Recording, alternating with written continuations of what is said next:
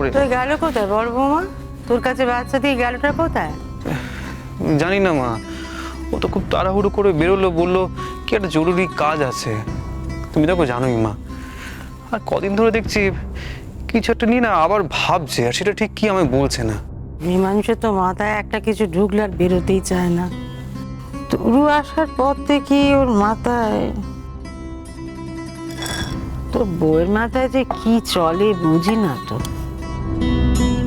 দেখো, ওর মাথা যেটা খেলে না সেটা ভালোর জন্যই খেলে।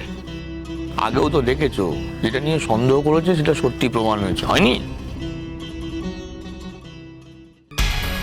উষসী সন্দেহ করেছিল এটা তো বুঝেছিলাম, কিন্তু সন্দেহ করেও কি করতে পারে? ও কি আমাদের সন্দেহ করেই কোথাও বেরিয়েছে? আমার মনে হয় বদ্দি এখনই চলে আসবে। বেশি দূরে তো যায়নি, কাছেই গেছে, সময় হয়ে গেছে প্রায়। তো তোমাকে বলে গেছে বুঝি কোথায় গেছে?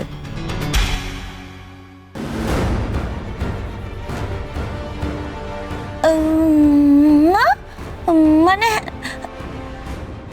না না আমাকে কেন বলতে হবে? মানে আমি বলতে চাইছিলাম যে মানে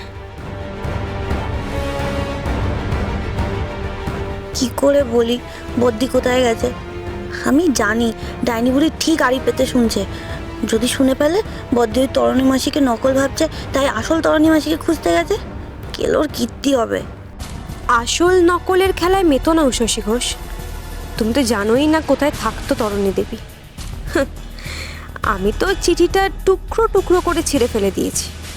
বেচারি খুঁজেই যাবে, কাউকে পাবে না।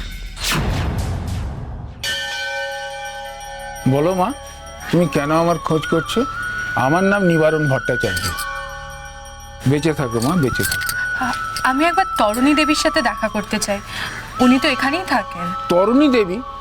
কি ব্যাপার বলো তো মা? দিন কয়েক আগে আরেকটি মেয়ে, বেশ আধুনিকা, তরণীর সঙ্গে দেখা করতে এসেছিল। আজ আবার তুমিও? ও তাই এসছিল? আচ্ছা, ওর কি চুল খোলা, রঙিন শাড়ি পরে আর? হ্যাঁ ঠিক তাই। তরণীর তখন গানের সময়, সবে গান সেরে উঠেছে। তারপর আমি ওকে তরণীর কাছে নিয়ে গেলাম।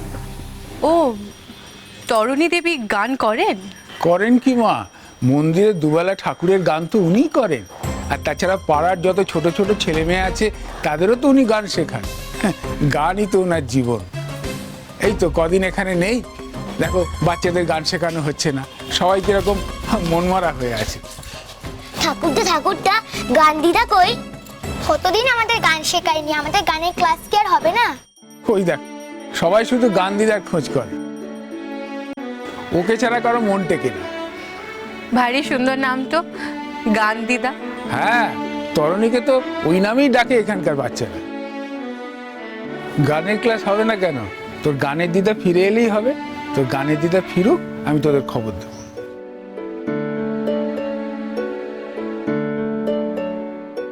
তার মানে ডায়নাই এসেছিল, আর ডায়নার সাথেই তরণী দেবী গেছেন। মানে আমাদের বাড়িতে যিনি আছেন তিনি তরণী দেবী, কিন্তু উনি গান একেবারেই জানেন না।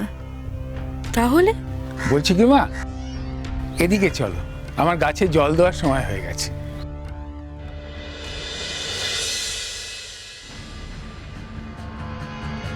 সেই যে গেল, তারপর আর তো কোনো খবরই নেই। কবে যে ফিরবে তাও তো কিছু বলে গেল না। তার মধ্যে শরীর এত খারাপ ছিল, আমরা তো মাঝখানে ভয় পেয়ে গেছিলাম এই বোধহয় গুরুতর কিছু একটা হয়ে গেল। আচ্ছা, যে আধুনিক মহিলার কথা বলছিলেন আপনি, তরণী দেবী তো তার সঙ্গেই গেছেন? না না, তার সঙ্গে তো যায়নি। তবে হ্যাঁ, সে মেয়ে তরণীকে নিয়ে যাওয়ার জন্য বিস্তর চেষ্টা করেছিল, কিন্তু তরণী তাকে ফিরিয়ে দিয়েছে। দেখো মা, অন্যের কথায় আড়ি পাতা আমার স্বভাব নয়। মেয়েটি কে আমি জানি না, এমনকি তরণীর সঙ্গে ঠিক কি কথা হয়েছিল আমি তাও জানি না। তবে হ্যাঁ, সেদিন তরণী খুব কেঁদেছিল। কি জানি, হয়তো অনেক পুরনো কথা মনে পড়ে গেছে ওর। তারপরে কারোর সঙ্গে কোনো কথাও বলেনি, এমনকি গানের ক্লাসও নেয়নি। তরণী দেবী ডায়নার সাথে যায়নি? বড় বৌমাকে নিয়ে আর তো পারা যায় না। গেল তো গেলই, বাড়ির বাইরে বেরোলে ফিরবার কথা আর মনেই পড়ে না তার।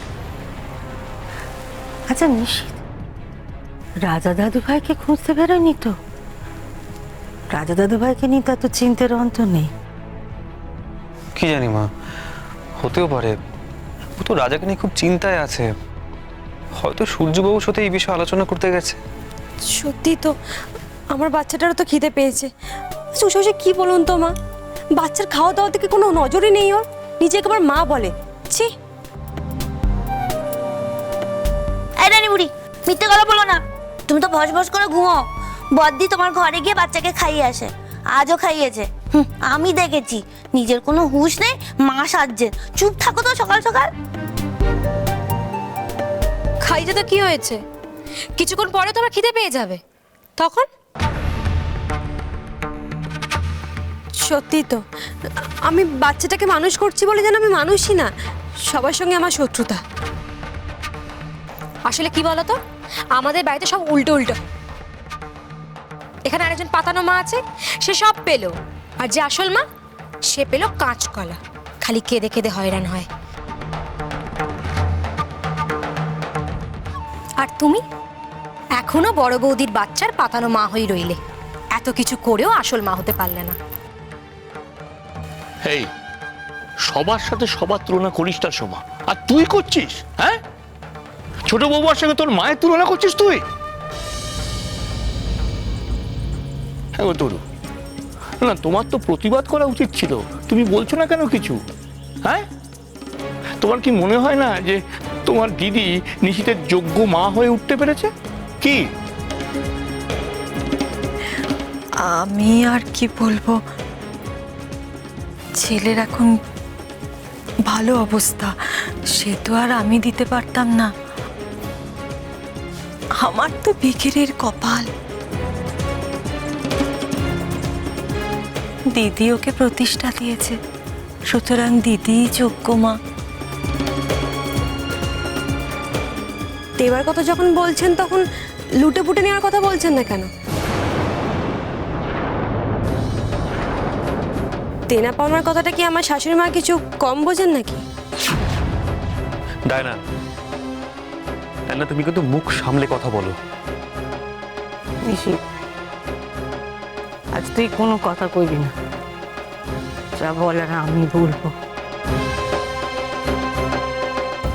তুমি আবার কি বলবে মা? এই বাড়িটা তোমার নামে আছে, কিছুদিন পর তুমি এই বাড়িটা বর্দার নামে করে দিতেই পারো। এমনি তো আমাদের বাড়ি থেকে বের করে দেওয়ার হুমকি দাও, নিজের সন্তানদের পথে বসাতে তোমার হাত কাঁপবে না? না, আজ সমস্ত হেস্তনস্ত করে ছাড়বো আমি, সব কুটকাচা দিয়ে আজই শেষ হবে। মামা সাবধানে, আপনি পড়ে যাবেন। হ্যাঁ নিশিত, এক তো দেখ, এই করে তোর মায়ের মাথাটাই না খারাপ হয়ে যায়। কি জ্বালায় যে জ্বলছে মানুষটা। এই যে আমরা কষ্টে আছি, এবারে কাকে বোঝাই বলতো, কে বুঝবে? নিশিতদা কি বলবে বাবা? নিশিতদা তো নিজের জন্মদাত্রী মায়ের দুঃখই বোঝে না, সে কি আর পালিত মায়ের কষ্ট বুঝবে? আচ্ছা, এইসব কথা আবার উঠছে কেন? আমি তো বলেছি ওনার দায়িত্ব আমি নেব। ও সে কি এরকম প্রমিস কবে করলেন? হলো তো, আর এক চামচা এলেন। বড় বৌদি যেমন কাউকে কিছু দিতে দেয় না, মেজ বৌদিটাও তেমন হয়েছে, হাত থেকে জল পর্যন্ত গড়ায় না। কি হয়েছে কাকুলি? সব বিষয়ে তোমার নাক গলানোর কি আছে? সোমা ডায়না ভুল তো কিছু বলেনি, ওরা ঠিকই বলেছে। মানে ভুল কেউ কিচ্ছু বলছে না, ভুল আমার, আমি ভুল করেছি। সত্যতে জন্ম দিয়েছিলাম না পেট থেকে, ভুল আমার, সেই জ্বালা তো আমাকে সইতেই হবে। বাড়ির ওপর খুব লোভ না রে, বুঝে নে, এই নে সব নিজেদের বুঝে নে, ভাগ বোঝ, ধরো।